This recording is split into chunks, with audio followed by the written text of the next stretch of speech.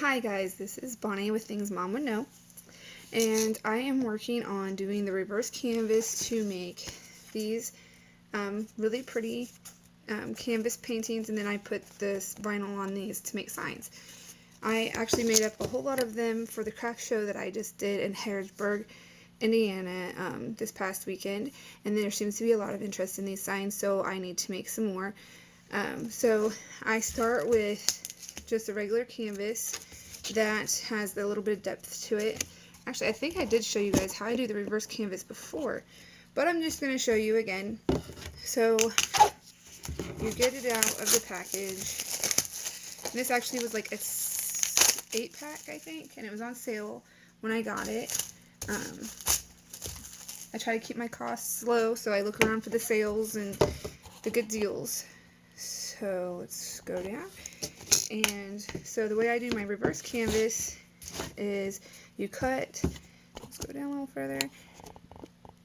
Okay, so you're going to cut on the outside of the staples with a utility knife, and then like these little corners they're overlapped, so just have to cut it a little more, and then you turn it and cut it.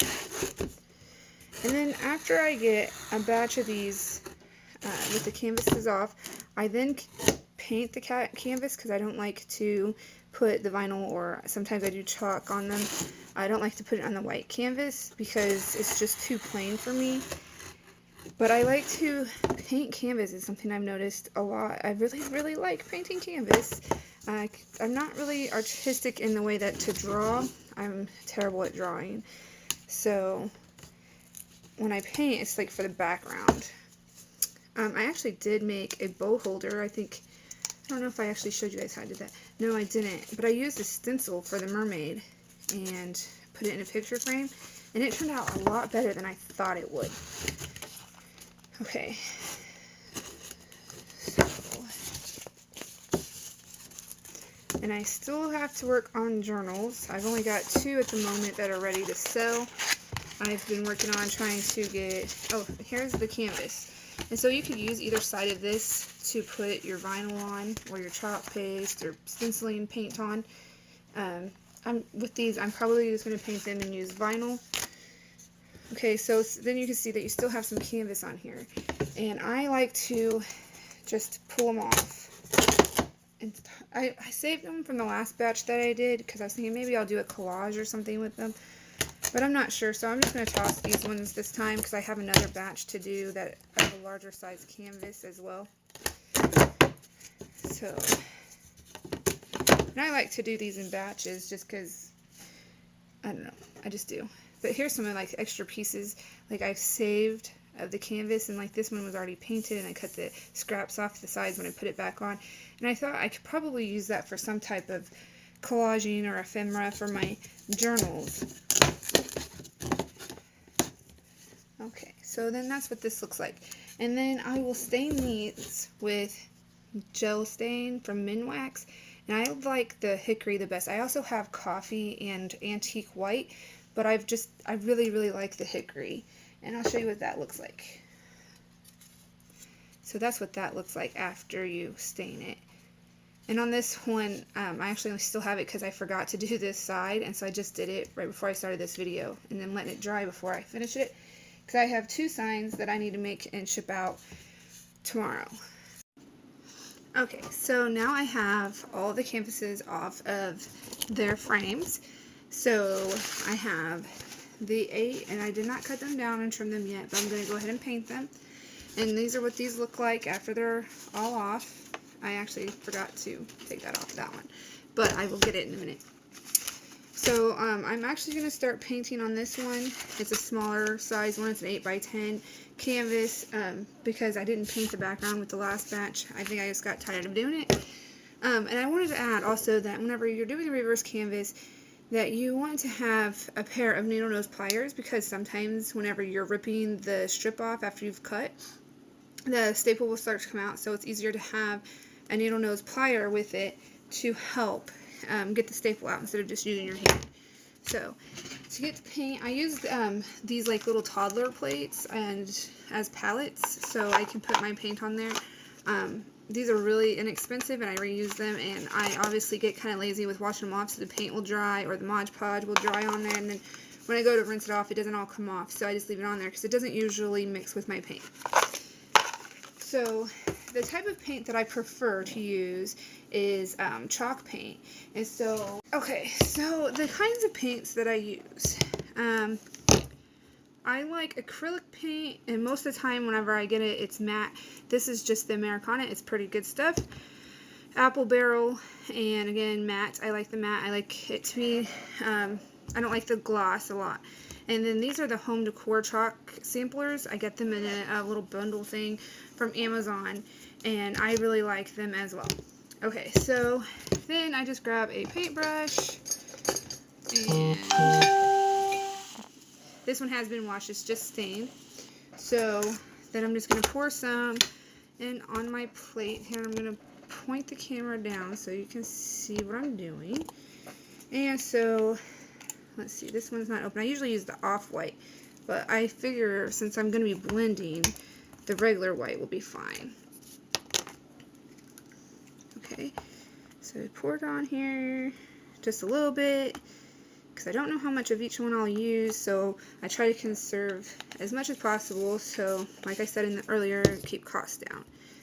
And then I'll do some gray. Let me shake that up a little bit.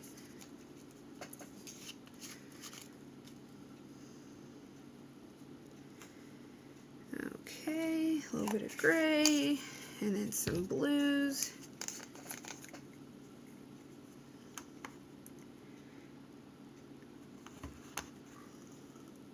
And this one's not actually matte, so I'm not probably going to use a lot of it. Let's see. Here, this one's matte.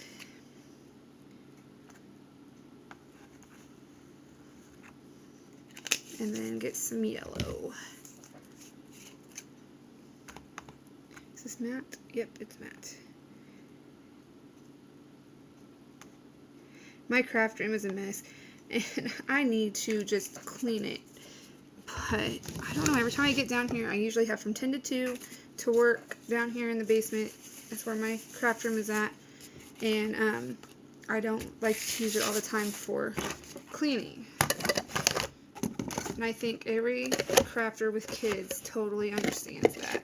Which, I don't know, I feel like people, like other moms are just so good about keeping their houses clean and keeping all their areas clean and stuff.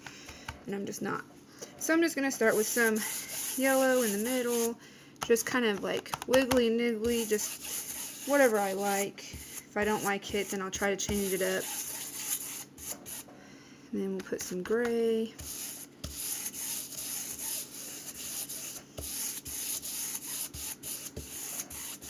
So I'm really liking the way the yellow and the gray look together.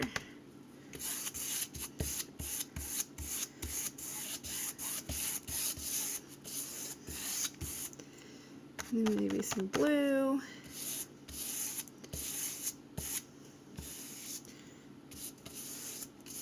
And I noticed that I tend to like just work right on my cutting mat for everything.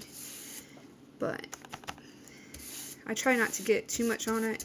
I like it. I don't know if it just like gives it some depth to the table or something, but I like it. This is really blending well and looks really pretty together. I really like this.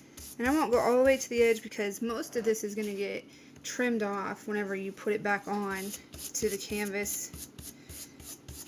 The frame, because this is the canvas. So I just kind of blend it until I like it. And here we go. So this is it. This is what my background will look like. And you see how like I put the lighter color in the middle because it just kind of goes out, it spreads out, and I think it looks really great. And then I'll put this to the side to dry, and whenever I get all of them painted, I'll start putting it in. I have to stain well, let's go ahead and stain the frame. I'll show you how I do that. Okay, so I have a staining rag, and it's already been used, so it's like ugh, but I keep these, and then I put them in like a little I have this little bucket thing down here under my table that I put all of my dirty rags in, and then I'll wash them together. And I'm not sure how, I don't think the stain will come out. It might be hard forever, so then I'll just have to get new rags. But these are fairly inexpensive, but they're baby burp rags, like baby diapers. And they're not the trifold or anything, they're just, I don't know, the cheaper ones. Okay, so anyway, I got a flathead screwdriver. I don't have a paint can opener. Just open this. And I already shook this earlier, so usually I shake it with my hand on top with the lid on really well. And then that way, that's really mixed up pretty well before I even get started. So, because you want to have it mixed up. And this is a gel wax, so it's not like real, it's pretty gelled. Okay, so then you just dip your rag in it, and then you just rub it on. Like that. And this will stain, it will go through the rag and stain your hand. I should be wearing gloves, and I just did this willy-nilly, so I don't have gloves on. It doesn't hurt me. I don't know if it'll hurt like other people if they have sensitive skin. Maybe it'll hurt, so if you don't want to take the chance, then wear you some gloves. I know you can get, I think I actually bought some dish gloves to do this with, and I think they stayed upstairs, so I need to go look for those. So I just do the front and the sides and then the inside to stain, because the back, I don't feel like it matters that much as long as you get your hardware put back on there, because I've noticed these sell a lot better if you put the hardware on. I just use the sawtooth picture hangers on these. I actually sent my husband to get those for me because I was like, I don't know, just something to hang it up with, and he's like, okay. And that's what he's come back with, was the sawtooth ones. Okay, I do not want to get this on my mat. I need to put something down. Let's see. I'll find something around here. Okay, here we go. This is what I painted on when I did my, I repurposed the fan blades. So, it's real nice and messy looking.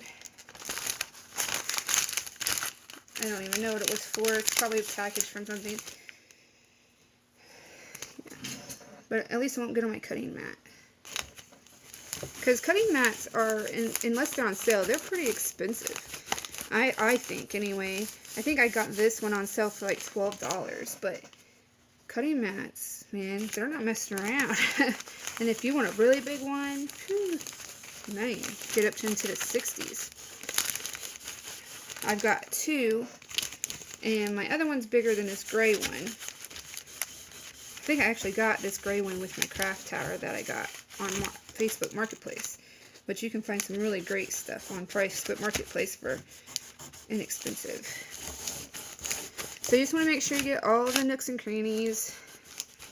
And you'll notice that I'm very, like, wiggly niggly with a lot of stuff. Just like, meh, just put it on there and see what happens kind of thing. I don't like to measure out a whole lot. Be precise. I think that takes the fun out of it. But then it can be frustrating, too, because, like, yesterday I printed out some vinyl for coffee mugs. And it ended up being just a hair too big. And I was just like, oh, man. But I knew, like, the coffee mugs is about 3 inches. And I think I printed it out at, like, 3.5. And then it ended up being too long. So I have to reprint them. But I'll find a purpose for them. Okay. And then after you get this on here, then you'll go back over and wipe it off.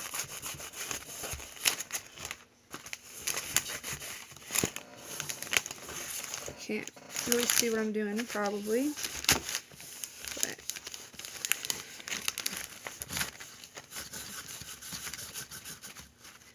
and then after that, you'll have to let these dry for a little bit before you can connect the canvas to it. So when I put the canvas back on, I'll show you on the one that's almost dry. The little one that I forgot to do a side on.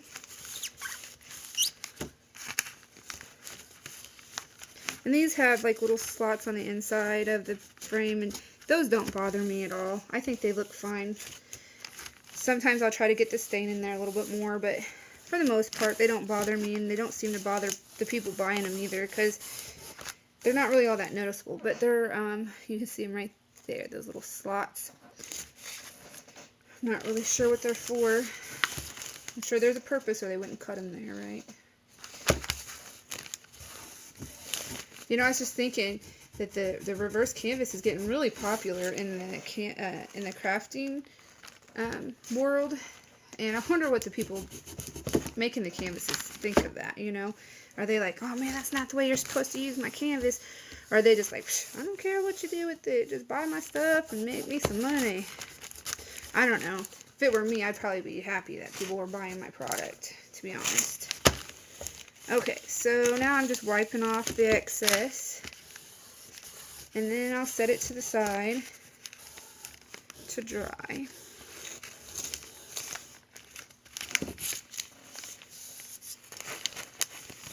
Wiping off the inside, wiping off the outside.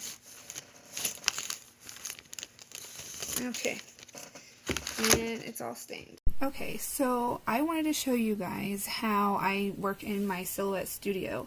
I have the business edition because I got it with my package when I got my Cameo 3. It was a little more expensive, but I wanted to have access to all of the properties that I needed. So right now I am going to cut for my coffee cups, and I'm going to use a matte vinyl. It's going to be black and it's going to go on coffee cups, and then I'm also going to print for a couple of the home deco signs that I've been working on, and I'm going to upload this tutorial for Silhouette with my video on how I made my reverse canvas signs. So when I first cut them yesterday, they were too big for my coffee cups, so they need to be about 3.5 inches. I think the coffee cup is about 3 inches, so we're gonna change it. And I know that some people have said they couldn't figure out how to change it besides on here with the little boxes, and so I want it to be precisely 3 inches tall, and a little wider is fine, but I'm going to show you where that's at. Okay, so you come over here to your tools, and this might look a little different if you don't have the business edition, but it's supposed to be in the same place for all of the Silhouette Studios. So it is in the transform panel, and you would go to the next one over. So it's like on this one where you align everything, and it's right here. And so I'm going to lock this aspect because I like the way it looks. So for height, I want it to be about 3 inches. So I'm going to put 3.0 there and then click out of it, and then it changed it for me. Oh well, it was supposed to change it for me. Let me try again. I didn't push apply, so my fault. And like that, and apply. So then it's a little bit smaller, and my paper, or my vinyl that's on my mat isn't all the way up to the top of the mat, so I'm going to put it down a little bit. And then I'm going to do the same thing to this one. I want the height to be about 3 inches. So I'm going to put 3.0, click out of it. Yeah, and then I'm going... So locked, 3.0, click out, and then apply. Screwed it up, and there we have it. And then I'm also going to put another one, and I'll go to my library, and these are like a lot of the designs I get, and I get them mostly from designbundles.net. I have gotten some from So Fancy, but and I like those, but I found that a lot of them from So Fancy, I have to really like offset and correct so it will cut correctly, because it's like too thin, or maybe it's just that the design is meant to be a bigger design and I need it to be smaller for like coffee cups or the design or the home deco signs that I make. Most of the ones I've made so far are 8x10 canvas, and when you do a reverse canvas it takes a few inches off, and I think it ends up being closer to 5x7. I haven't actually measured them, so I'm not for sure. But the one I need is about changing toilet paper, and I put them in bulk print is what I call them, because I like to put a lot in at the same time, and I need to bundle all these into a folder, but I haven't done it yet. Okay, so I'm looking for my bulk print, and I need the one that says about toilet paper, so it would be my bulk print one. I might not have saved it. Okay, so I will just go to my bathroom signs. It should be in here. So changing the toilet paper one. And then to get this to go in, so I got it in here by going to library, and then you go to file, and then you go to library, import to library. And that is going to allow you to look for or browse for your files that you have downloaded, and I will make another tutorial about that to show you how you get it from the website to your computer to Silhouette Studio. But for now, I'm just going to show you how I do this one. I'm going to open it and then merge, and it will put it into the one that I was actively working in. And so I want this to be a little bigger, so I can scale it over here where I did it last time, but this time I'm going to eyeball it and see about how big, because I said it was about 5 by 7. Let me just double check really quick. Okay, so it's not actually 5 by 7, it's a little bigger, it's almost 6 by 8. So let's see how big we can make it and it will still fit. And I'm going to have it cut twice because I have 2 signs to make. And I will show you how to do that as well. So I'm just going to try to make this as big as I can. That's probably big enough. And then I'm just going to set it over here. And I always like to try to save as much vinyl as I can, so I'll try to get these pretty close together. Okay, and then I am going to press Control Copy. It's the same, I think it's Control Copy. Let me make sure. Control Copy, and then, oh, no, that's cut. Okay, so it turned it red because it's for cutting. But I'll just do it this way. So I right-clicked on it, and then went to copy, and then I'm going to right-click again and push paste. And here it is for the second one. Let me see if I can get it to go up here. Nope, a little bit too big. So I'll just leave it down here. And then you would go to send, and you'd make sure that you're plugged in or connected to Bluetooth to your Silhouette. And then you see how these are all looking good. So you want to cut. Sometimes they show up gray if you're doing an SVG, but I think you have to have the design or business edition to cut SVGs. But I have the business one, so I can do it. But a lot of times they'll show up gray over here, and so you would push cut or cut edge, whichever one makes the red pop out the way that it's supposed to look. Okay, and then over here you would change to your material, and I'm going to do a black vinyl matte, and then cut, and I am going to use my auto blade. And then I haven't turned my Cameo on, so I'll turn my Cameo on. And then at this point you would see that, so it's syncing, now it's ready. So I turn my Cameo on, and then I would push send, and then it will cut all of it out. So I'm going to go over to my other video and show you how I load my mat into the Cameo.